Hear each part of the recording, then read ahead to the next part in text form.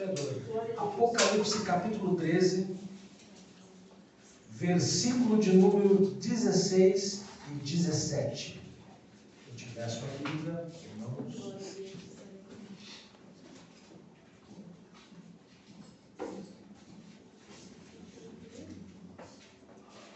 Deus, que maravilha. Aleluia. Quem já achou, diz amém. Amém. Glória.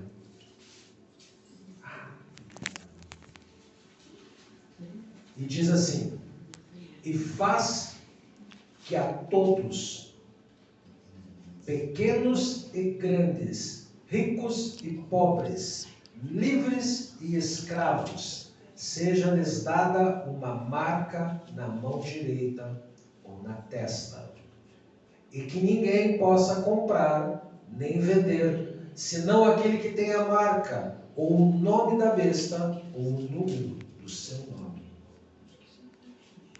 Apocalipse capítulo 14, apenas o versículo de número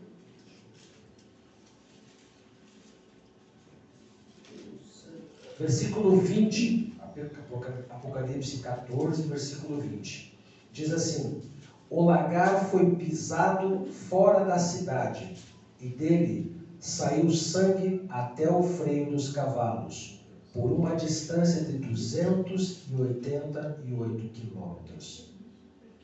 Em algumas traduções, diz assim que não fala até os freios, mas fala assim que tem 1 metro de altura, e ele muda, né? Ele diz que a distância é de 300 quilômetros. Quem tem a tradução aí que diz 300 quilômetros? A tua? Tá. Então ele varia de tradução para tradução. Essa tradução que eu estou lendo aqui diz 288 quilômetros e tem traduções que diz 300 quilômetros. É um rio de sangue. Amados, nós estamos vivendo dias em que essas profecias elas estão para se cumprir. Dias difíceis estão por vir, porque essas profecias aqui, elas não estão vinculadas, ou podem não estar, porque segundo a teologia, existem 3 vertentes teológicas. Uma delas, Jesus volta antes desse governo global aqui se formar. A outra é que Jesus volta na metade da semana, e a outra vertente teológica é que Jesus volta no final. Mas a verdade é que, assim, esse governo global, ele já está se formando. Se vocês acompanharem na internet, vocês vão ver que essa globalização já está acontecendo. Se vocês entrarem na internet e digitarem assim, dinheiro saindo de circulação, no nosso Congresso, já existe um projeto de lei para que o nosso dinheiro saia de circulação. Você pode colocar no Google, dinheiro, projeto de lei, PL, que tira o dinheiro do Brasil de circulação. O projeto já está em andamento, a todo vapor. A qualquer momento vocês vão ligar a sua televisão e vocês vão ouvir que o dinheiro em papel não vai mais existir. A qualquer momento. Essas profecias, elas estão no limiar de acontecer. A volta do Senhor Jesus é próxima. E é necessário que você esteja preparado. Porque ele pode voltar hoje, pode voltar amanhã. Ou pode voltar daqui 50 anos também. E você tem que estar preparado para isso. Você tem que estar preparado para o grande dia. Eu disse para vocês que nós íamos começar pelo Apocalipse e vamos meditar na parábola do semeador.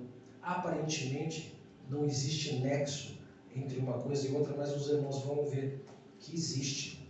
Porque assim, a parábola do semeador, ela é uma chave. Ela é uma chave que abre as outras parábolas. Jesus explicou que existem 4 estágios em que o nosso coração passa. Você vai ver a parábola, se quiserem anotar, eu não vou ler aqui para a gente ganhar tempo, né?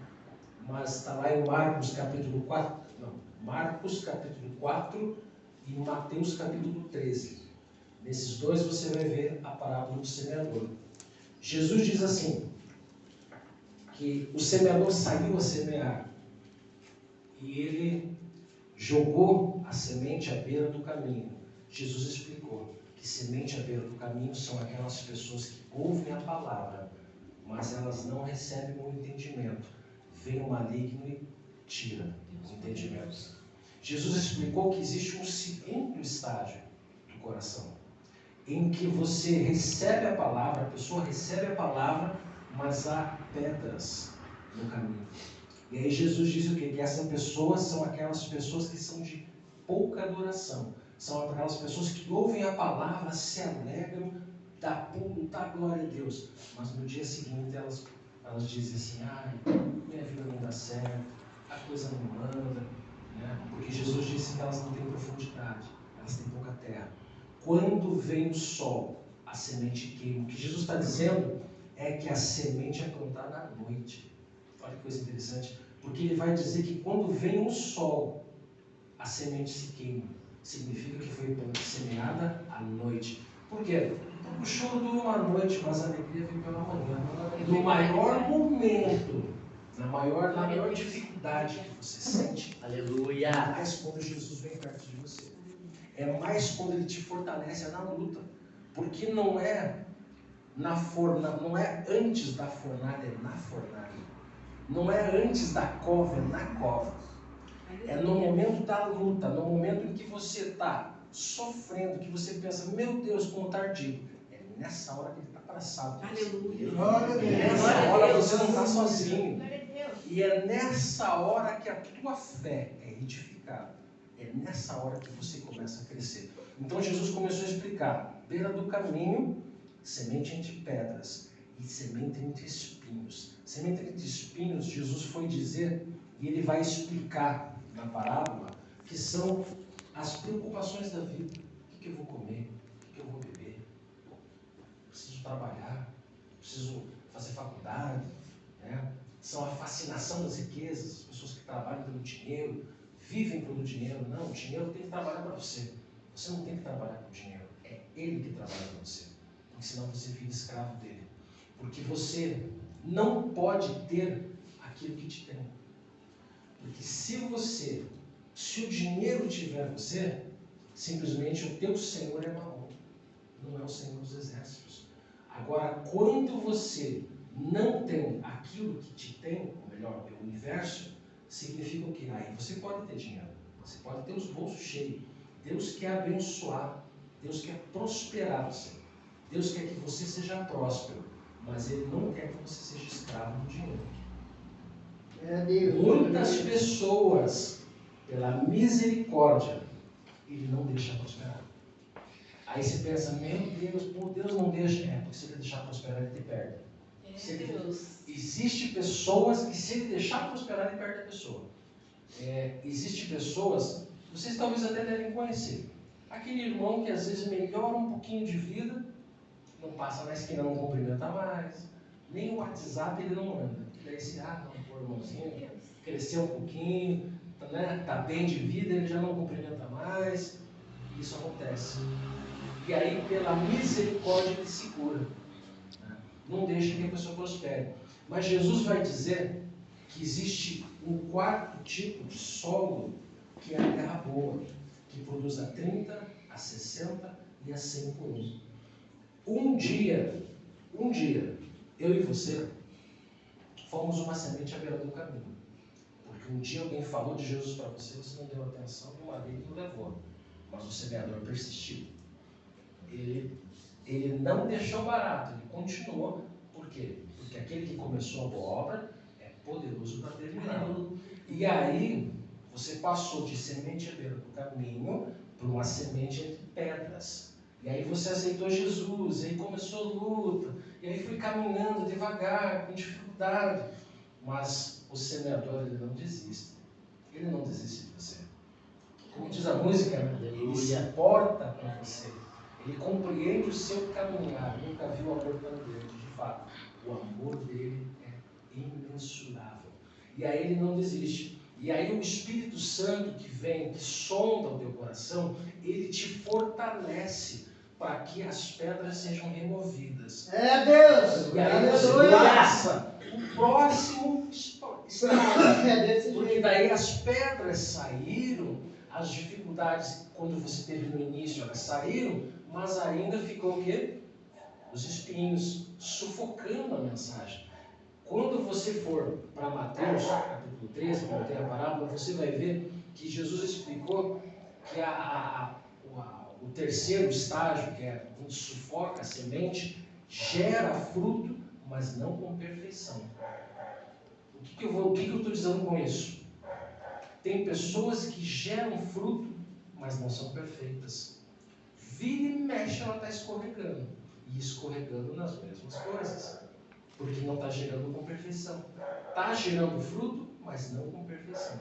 Mas Jesus vai explicar que somente terra boa produz 30, 60 e 100 por 1. Amados, Jesus explicou 4 tipos de corações. 4 tipos de estágios em que nós passamos para chegar a essa terra boa.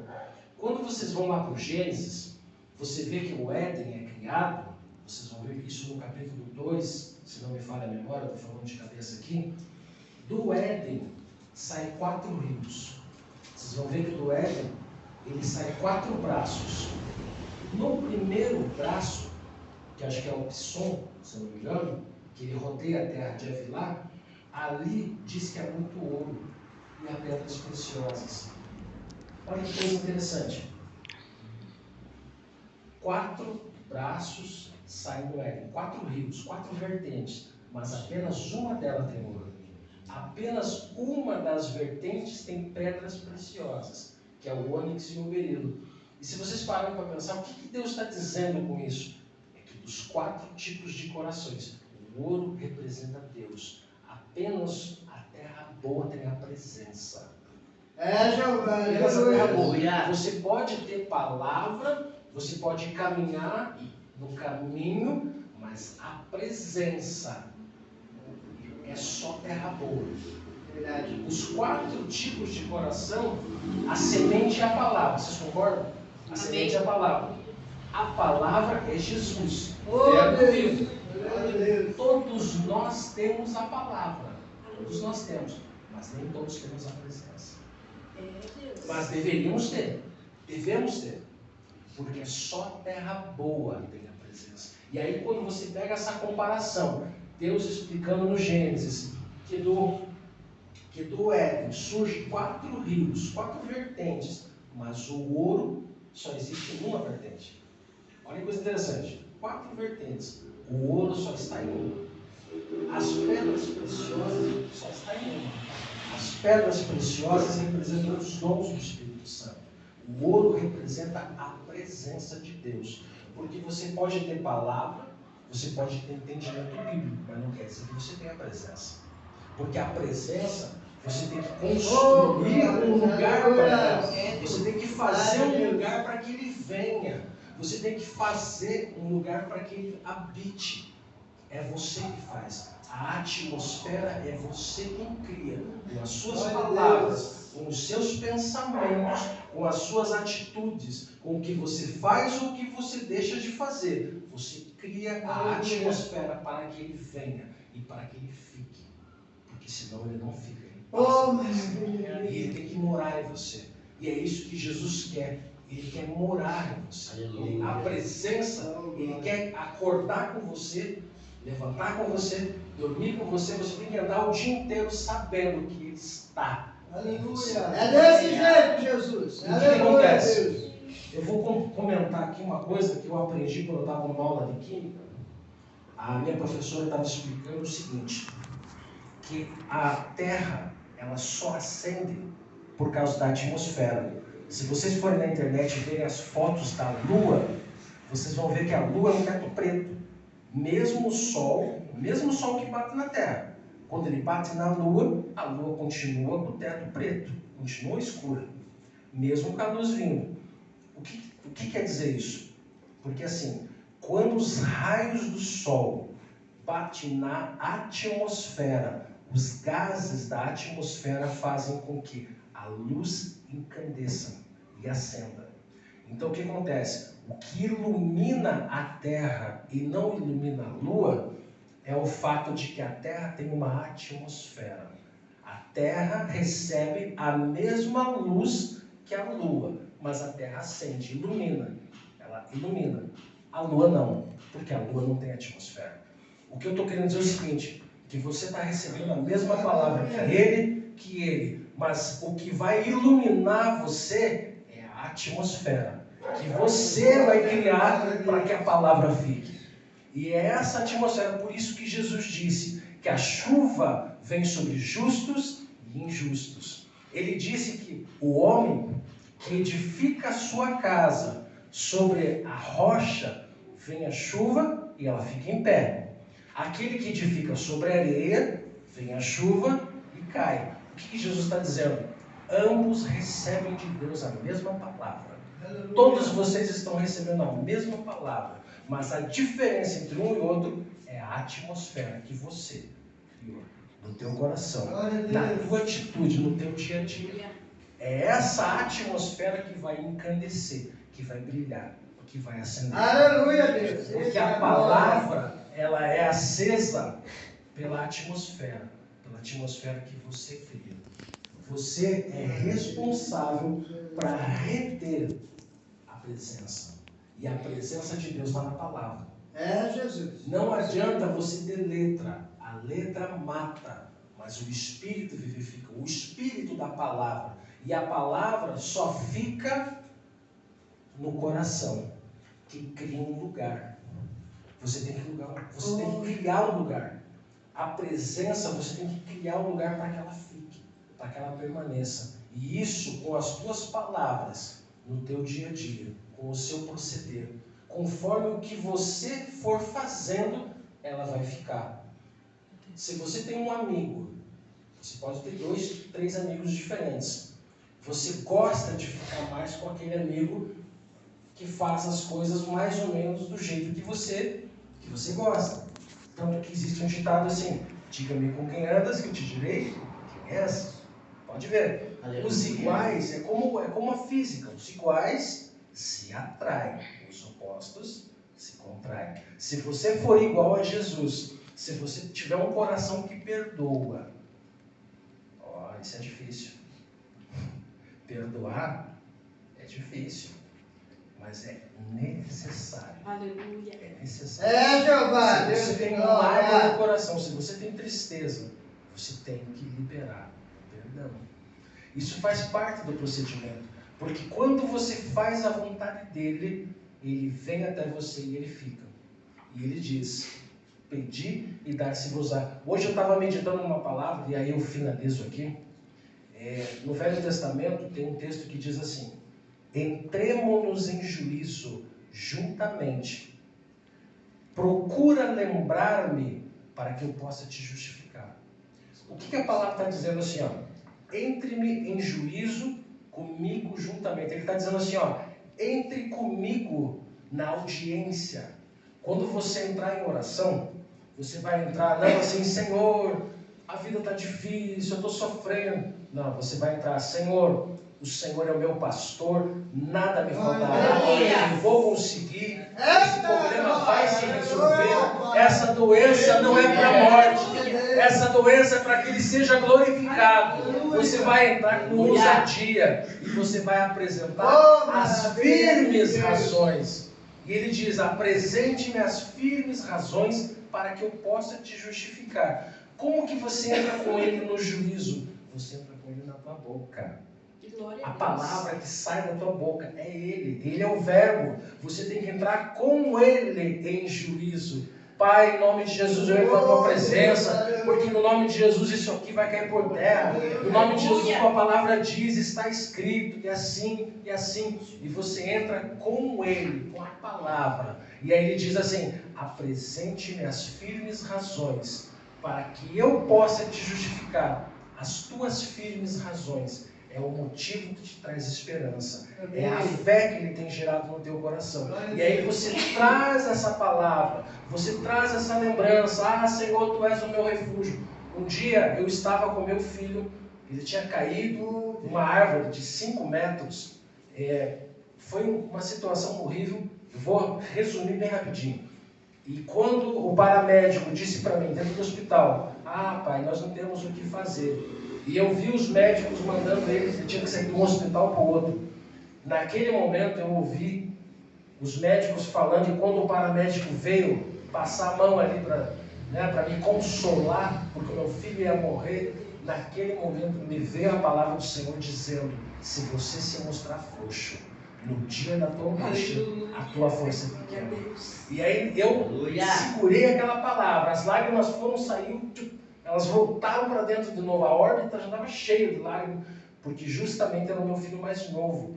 E o filho mais novo, geralmente, para quem tem mais de um, as pessoas sabem que o mais novo sempre é o xodozinho, é o que a gente tem mais carinho, enfim, porque é o último, né, é o chamado filho da velhice, né?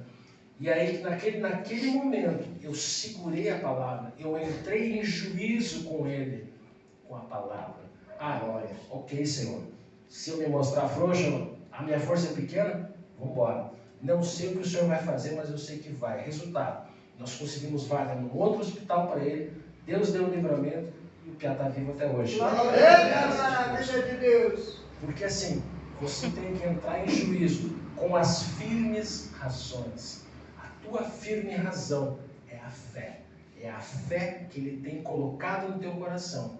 Você, com essa palavra, você entra em oração e você fica firme. E você vai declarando que não é assim, que não é desse jeito, que é do jeito que a palavra diz. Porque a palavra é fiel. O nosso Deus é fiel. E Ele fará tudo o que Ele disse que vai fazer. Porque assim, Ele é poderoso para fazer mais do que pedimos ou pensamos, segundo o poder que em nós opera. Olha só, Ele é poderoso para fazer mais do que pensamos ou pedimos, segundo o poder que em nós opera. Qual poder? O poder da palavra. Da palavra que foi revelada no teu coração, que você fez um ambiente, que você preparou o ambiente para que ela ficasse. E uma vez que ela ficou, ela se estabeleceu no teu coração, ela cumpre tudo que ela tem dito que tem que fazer. Ela faz. Deus é fiel. E eu termino com essa palavra aqui, meus amados, de Apocalipse 14, só para esse versículo que foi lido, né? Que é o último versículo aqui, que fala sobre os freios, né, dos cavalos, enfim. O que acontece? Esse texto é algo tão interessante, muitos pregadores não pregam sobre esse texto, que nós lemos de Apocalipse 14, o versículo, porque ele é algo tão, vamos dizer assim, assustador, porque o texto dá o quilômetro, o comprimento do rio de sangue, ele dá a altura, mas ele não dá a largura. Se nós tivéssemos a largura e fizéssemos a conta de quanto cada ser humano tem 5 litros de sangue, daria uma multidão de pessoas. O Apocalipse 13, ele está dizendo que o governo global está se formando. A marca da besta está sendo estabelecida. Logo em seguida, no capítulo 14, começa um banho de sangue. A questão é, você está preparado? Vamos pegar um exemplo. Pedro dormia com Jesus, Pedro acordava com Jesus, Pedro fazia café com Jesus, Pedro fazia janta com Jesus, Pedro andava com Jesus para cima e para baixo. Na hora que ele deveria não ter negado, ele negou. Muitas pessoas vão ser confrontadas. Você vai aceitar a marca ou não? Não aceita? Tá. Aceitou? Beleza. Não aceitou? Tem uma salinha aqui e tem uma guilhotina esperando. Aí que tá. Quem tiver a presença não vai se preocupar. Porque se você tem a presença em você, aconteça o que acontecer, você está tranquilo. Agora, se você não anda com a presença, se você anda no automático, Então é preocupante. Porque quem anda com a presença, acorda com a presença e dorme com a presença, pode vir o que vier, pode chover canivete, né? Podem fazer o que quiser comigo. Porque quem tem a presença não se incomoda. Agora, quem não tem a presença, precisa buscar a presença. Porque Mateus capítulo 25. Mateus capítulo 25 é a continuação do sermão profético. Em Mateus 24, Jesus vai explicar como que o mundo vai estar no tempo do regresso dele. Em Mateus 25, ele continua a explicação. E ele começa justamente com uma igreja dormindo. Olha que coisa interessante. Uma igreja santa. Porque as virgens representam santidade. Só que é uma igreja dormindo. E o problema não é dormir. O problema é como dormir. Porque 5 delas acordam sem unção. 5 delas acordam sem azeite. E 5 delas acordam prontas. Opa, estou preparado. Vem o que vier. Pode vir guilhotina, pode vir bomba atômica. O que vier, nós estamos tranquilos. Glória a Deus, aleluia. Mas 5 delas acordam no prejuízo. Você veja que coisa interessante. Jesus está explicando. Ele começa o capítulo de Mateus 25 mostrando a situação da igreja no tempo do retorno. Só que ele começa com uma igreja que está dormindo. E detalhe, ele vai dizer no texto que à meia-noite ouviu-se um clamor. As noivas todas acordaram. Por que a meia-noite? Porque a meia-noite é o ápice das trevas. É o ápice da escuridão. Significa que no ápice da escuridão do mundo, quando o mundo estiver em trevas densas, é nessa hora que ele volta. Aí você faz um link com esse texto, que é no começo que o governo global está se estabelecendo, em que as trevas no mundo todo começam a dominar. Aí no capítulo 14 vem o banho de sangue. Aí você pode até colocar o arrebatamento aqui. Existe a possibilidade. Mas independente se o arrebatamento vem antes ou vem depois, não durma sem unção. Não durma. Não seja pego desprevenido porque você não criou um lugar para a presença ficar. Não seja pego desprevenido. Aconteça o que acontecer, você criou o lugar, a presença veio, ela gritou, ela não sai mais de você. A presença vai continuar com você. Você vai dormir com ele, a presença está ali. Você acorda com ele, você dorme com ele, você levanta, você vai tomar café, você vai brincar com os teus filhos. Faça o que você fizer, a presença está ali. Glória a Deus. Ele não sai, ele não te abandona. Ele só sai, a presença só sai se o lugar, se o ambiente que você faz, você começar a empurrar ele para fora. É você que empurra. Olha que coisa terrível. 5 eram prudentes, as virgens. 5 eram loucas. 5 empurraram ele para fora. 5 não tiveram a unção, não mantiveram, porque não prepararam o ambiente para ele. Aí ele saiu. Mas a palavra continuou, porque ele é fiel e justo. Aleluia. Ele é fiel. E o que acontece? O texto diz, ainda que nós sejamos infiéis, o Senhor permanece fiel, porque ele não pode negar-se a si mesmo. Então significa o quê? Essas virgens perderam a presença, mas não deixaram de ser virgens. Elas continuaram sendo uma igreja santa, só que perderam a presença. E aí que está o problema. Na hora que você mais precisa, se você se mostrar frouxo, a tua força é pequena. A presença tem que estar com você.